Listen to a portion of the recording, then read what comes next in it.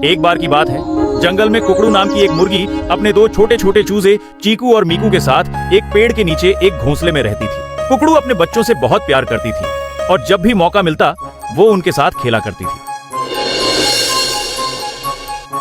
Mummy, आज हम क्या करने वाले हैं? बच्चों, आज हम पेंटिंग करेंगे, तो बताओ कौन पहले पेंटिंग करेगा? मैं करूँगा पहले। ठीक है, चीकू तुम जाकर वहाँ सामने खड़े हो जाओ। मीकू आज तुम्हारी पेंटिंग करेगा। ठीक है, पर जल्दी पेंटिंग बनाना, फिर मुझे भी पेंटिंग बनानी है। मीकू पेंटिंग बनाने में मग्न था। तभी एक नेवला वहाँ दौड़ता हुआ आता है और मीकू से टकरा जाता है, जिससे दोनों वहीं गिर जाते हैं और वहाँ रखा सारा रंग उनके ऊपर गिर जाता है। चीकू और मीकू रंग बिरंगे नेवले को देखकर हंसने लगते हैं। हाँ, आप तो रंग बिरंगे हो गए। हाँ। अपने चूजों को नेवले पर हंसता देख मुर्गी डर गई कि कहीं नेवला चूजों पर हमला न कर दे। यह सोचकर मुर्गी ने तुरंत नेवले से माफी मांगी। नहीं बच्चों, हंसना बंद करो। नेवला भाई, इन्हें माफ कर देना, बच्चे हैं, इनसे गलती हो गई।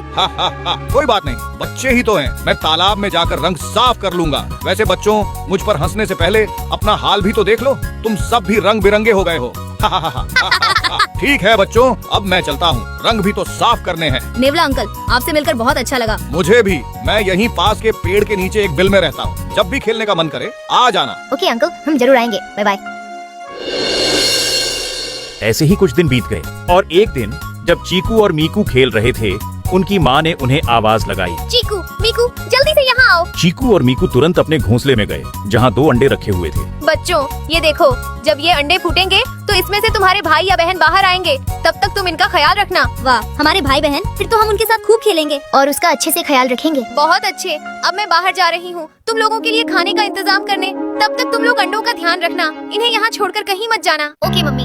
अपने चूजों को अंडों के पास छोड़कर उनकी माँ जंगल की तरफ चली गई। चीकू और मीकू अंडों के पास बैठ गए ताकि वे अंडों का ख्याल रख सकें। मीकू, सोचो, जब इन अंडों से हमारे भाई बहन बाहर आएंगे तो हम 4 भाई बहन हो जाएंगे। हाँ, मुझे तो सोचकर ही अच्छा लग रहा है। फिर हम चारों मिलकर खेलेंगे, खाएंगे और घूमने भी जाएंगे। चीकू और मीकू बहुत खुश थे।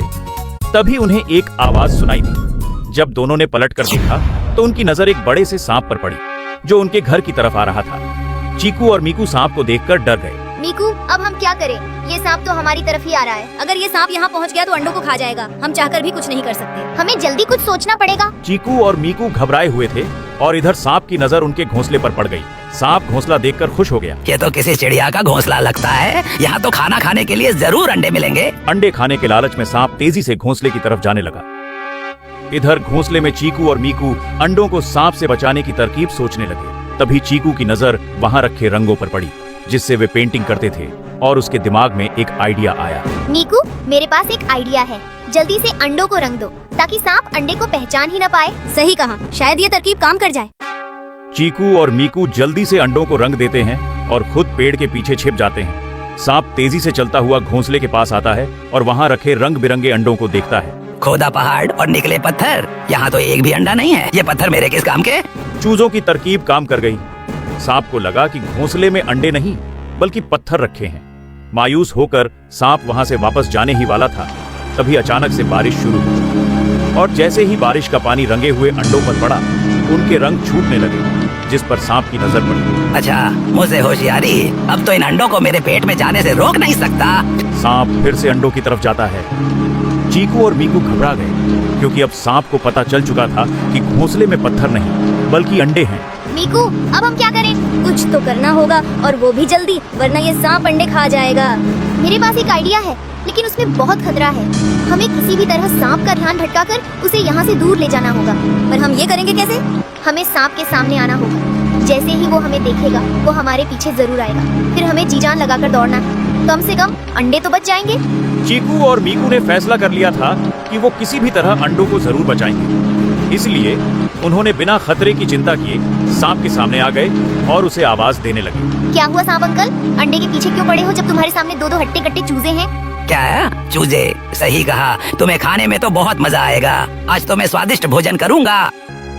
सांप तुरंत चूजों के पीछे जाने लगा। ये देख चीकू और मीकू दौड़ते हुए वहाँ से भाग गए और भागते भागते सांप को अपने घोंसले से दूर ले गए। चीकू, अंडे तो बच गए, पर हमारा क्या होगा? ये सांप हमें नहीं छोड़ेगा। मुझे पता है हमें इस सांप को कहाँ ले जाना है। अब बस एक ही जानवर हमारी मदद कर सकता है। बस इस सांप को अपने पीछे रखना है। वो मुझ पर छोड़ दो। क्या हुआ सांप अंकल, रेंगते रेंगते थक तो नहीं गए? हमें पकड़ोगे नहीं तो खाओगे कैसे? आओ आओ, पकड़ो पकड़ो। इस चूजे की इतनी हिम्मत कि मुझे ललकार रहा है। तुम्हारा अंत तो अब नजदीक है। सांप गुस्से से चूजों की तरफ तेजी से भागा, पर चूजे भी कम होशियार नहीं थे। वे भागते हुए सीधे एक बिल के अंदर घुस गए। सांप उन्हें बिल में घुसते देख खुश हो गया। वाह, चूजे खुद बिल में घुस गए, अब तो तुम फंस गए। अब आराम से तुम्हें खाऊंगा। सांप भी चूजों के पीछे उस बिल में चला गया, बिना यह जाने कि वह बिल नेवले का था। चूजे अंदर जाते ही नेवले के पास गए। नेवला अंकल, हमें बचाओ, एक सांप हमारे पीछे पड़ा है। क्या सांप? तुम डरो मत बच्चों, मेरे रहते कोई सांप तुम्हारा कुछ नहीं बिगाड़ सकता। चलो मेरे साथ। चूजा नेवले के साथ सांप की तरफ चल पड़ा।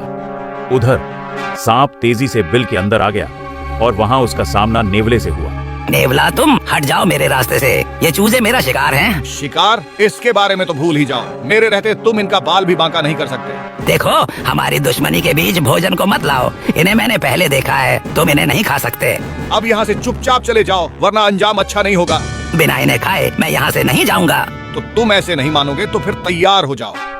नेवले ने चूजों को बचाने के लिए सांप पर हमला कर दिया और अपने नुकीले दांतों से उसे घायल कर दिया। सांप इतना घायल हो गया था कि वह अपनी जान बचाकर वहां से भाग गया।